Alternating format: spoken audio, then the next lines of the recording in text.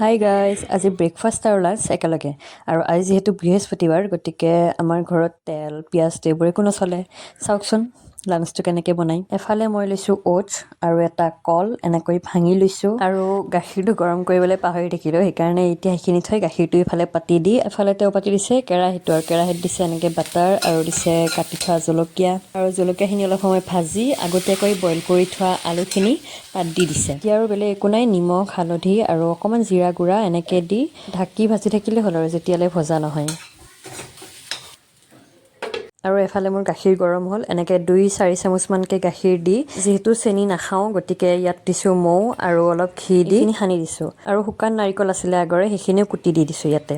দেখিবলৈ যিমান টেষ্টি, খাবলৈও বহুত বেছি টেষ্টি হৈছে। আপোনালোকে এনেকৈ খাইছে নাই জনাব। আৰু মোৰ ব্ৰেকফাষ্ট আজি এনেকৈয়ে। মানুহজনক ইমান দিলোঁ খাবলৈ, নাখায় মানে নাখায় আৰু। নোখোৱা বস্তু কেতিয়াবা খাবলৈও টেষ্টি হয় ন, নাখালে আৰু।